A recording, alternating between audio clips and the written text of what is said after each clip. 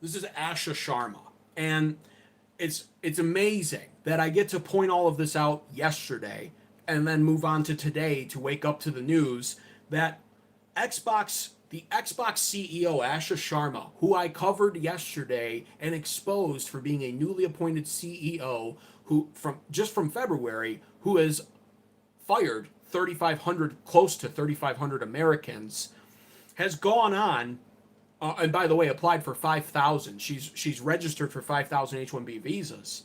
Well, she's now been appointed by Trump's own Kevin Warsh pick as head chair of the Federal Reserve to oversee the Productivity and Jobs Task Force. And this is all being done, by the way, the same week Microsoft has announced even more major layoffs. It is now being estimated that Microsoft will lay off a total of 4,500 or more American jobs this year. That gets announced. Then it gets announced that she's now appointed to our Federal Reserve.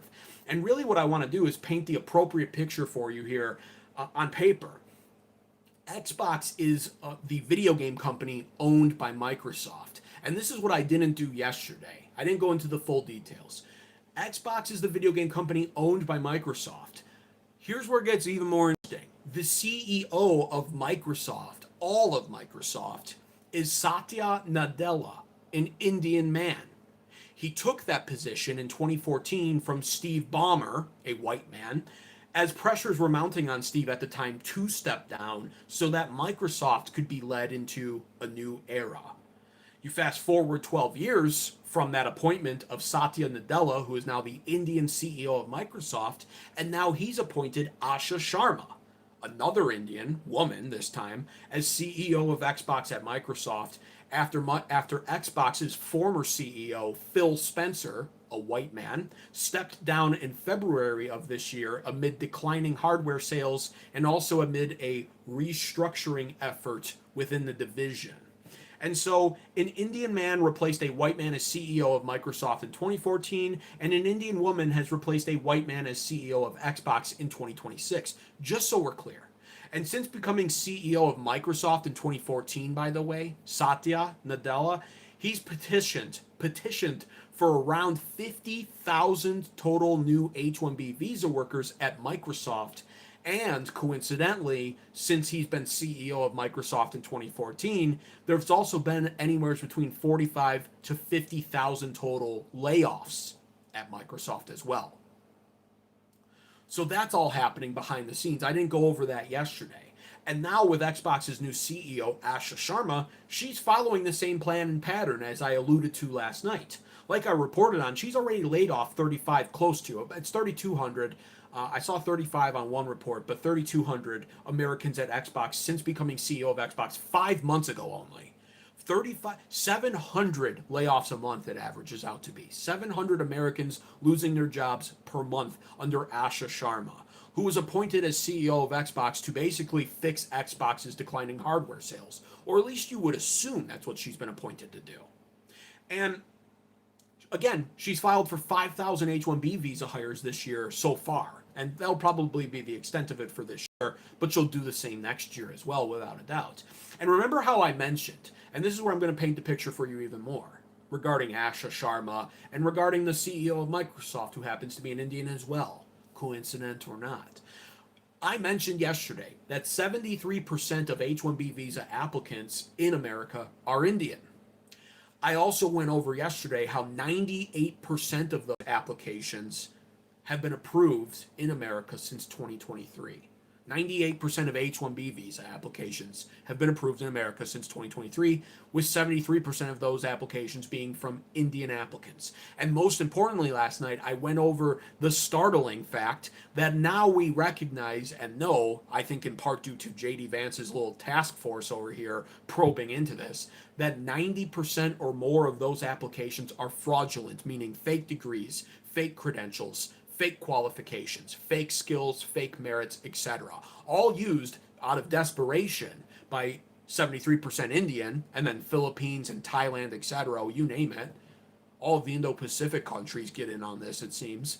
They fake their credentials out of desperation to gain access and entry into the United States. They don't care. They have no shame, they don't share in our morals, and they don't care. They don't care what the consequences are for Americans or for faking these credentials. I even covered yesterday that this is showing up in our healthcare system, which means Americans' lives could be inherently at risk due to the secondhand nature of bringing in people who are faking their applications at a rate of over 90%. And we put them in hospitals in some cases and doctors' offices. So we go back to Asha Sharma, and it's virtually no different. That's the point here. Asha Sharma was born December 3rd, 1989, in Racine, Wisconsin. So she was born technically as an American. And that's also where it gets a little interesting as well. If we really, and you know what, I'll revisit that in a little bit. I do want to actually talk about that. Because no, she's actually not off the boat from India. She was born here. And so, depending on how you want to define nationality, ethnicity, the American race, depending on how you want to define that, and really this does allude to the fact that we have a lot of consideration to make in the future when it comes to what it means to be an American and an American nationalist, a Christian nationalist even. Well, she's technically an American. So just recognize that. See how that sits in your stomach. But yes, she was born in Wisconsin, December 3rd, 1989. At age 17, she got her start at SC Johnson, which is actually headquartered in the city of Racine, Washington.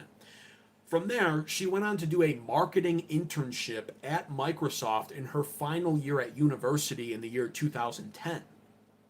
She gets this job. It winds up adding some sort of resume credibility to her name, despite the fact that it's just marketing. It's just a marketing internship. But she uses this to then bounce around to other companies, like a startup company at the time called Porch Group in 2013, where she became a chief operating officer. She takes the title of chief operating officer from Porch Group, and after exploiting Porch Group, which I'll go over in a little bit, she then goes with the COO title, because titles are portable, and she takes that title and gets a job at Instacart. After that, she then returns to Microsoft after cashing out on the big IPO, and she goes on to run Microsoft's Core AI in February 2024 as the president. Now, Core AI is Microsoft's main AI platform, and it's the engine, essentially, that powers Microsoft's entire AI push.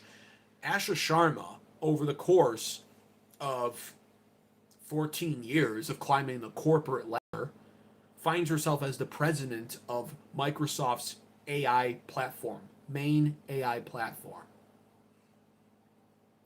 After 2 years of being president of Core AI for Microsoft, it is then at the point where we see Asha Sharma getting hand selected by Microsoft's Indian CEO, Satya, to become the CEO of Microsoft. All in the same week that Microsoft has once again announced more major layoffs for the company. Asha Sharma, by the way, has no AI experience. She has no gaming experience either. Xbox is a video game company. She has no gaming experience, no AI experience. She's not CEO of Xbox because she loved playing Halo 2 back in the day while she was in college. She was born in 1989. She's a millennial like I am.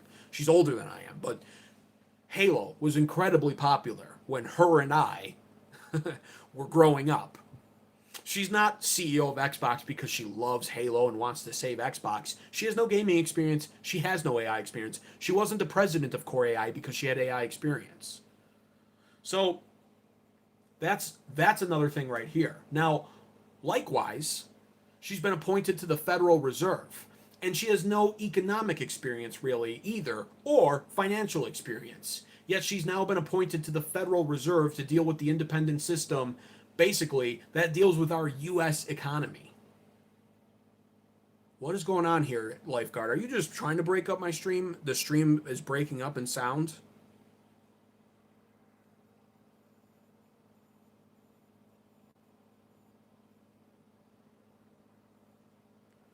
Does anybody else, can everybody hear me okay? Sound is good. Okay, that's all I need. Now the crazy thing is, with that whole picture being painted, and with it now, it should be abundantly clear that Asha Sharma has climbed up the corporate ladder for no other reason than apparently knowing how to play the game. And she is kind of, I mean, for an Indian woman, she's not bad. I've seen a lot worse with them. So she's climbed up the corporate ladder. and she doesn't seem to have any real qualifications. It seems like she was just a small town girl and she made her way up and that's it. Now, what you have to understand is, despite all of this, she's now appointed to the Federal Reserve. She's CEO of Xbox. She was president before that of Microsoft's Core AI main engine that's ushering Microsoft AI into the future. Despite having no qualifications, she's an Indian woman.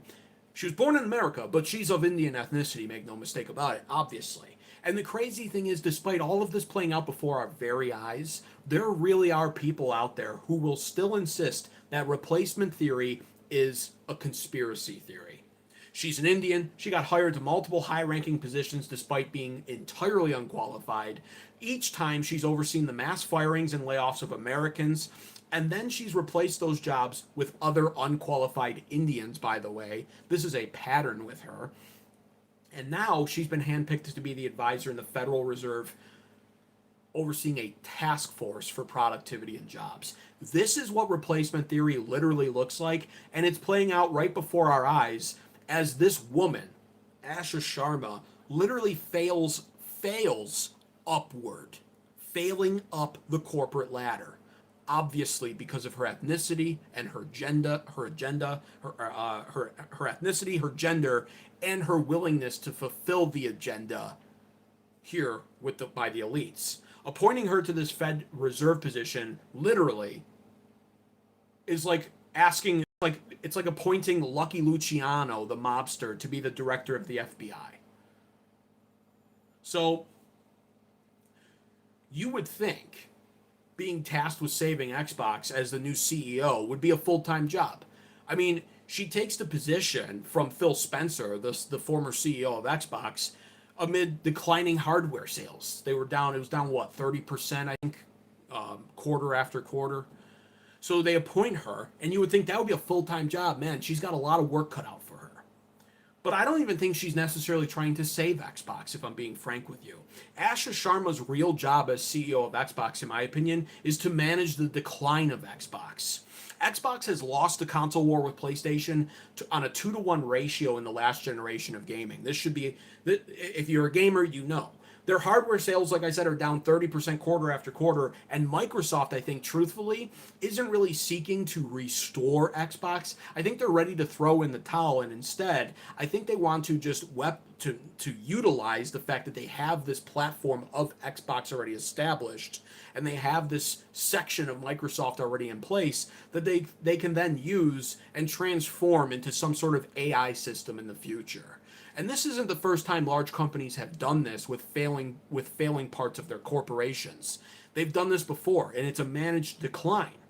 And again, if this is the case, like I think it is, and she's been appointed to manage the decline of Xbox, and we see, how do they manage the decline? Well, they fire American workers to cut costs and replace them with H-1B visa workers, scum shit eating Indians. They bring all of them in, and this saves them money. So that happens, and now recognize, if that's what's going on at Xbox and she is managing the decline of Xbox, then like I think she is, what does that mean for the US economy and Americans if she's now being appointed to the Federal Reserve, and really all of the patterns that we've seen out of her entire career with a meaningless resume full of do-nothing qualifications, and the pattern being replacing Americans managing decline and filling in those spots with cheaper foreign labor and workers, all while being president of Microsoft's AI? What does that mean then if she's now been appointed to our Federal Reserve by Kevin Warsh, Trump's literal new hand-selected pick to be the head chair of the Federal Reserve, and she's overseeing our jobs, productivity, and AI? All that she's seemingly done in her career is fire Americans and hire Indians.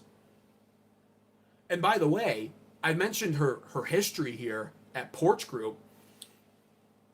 She's helped take it public, and then the company immediately started heavy cost cutting.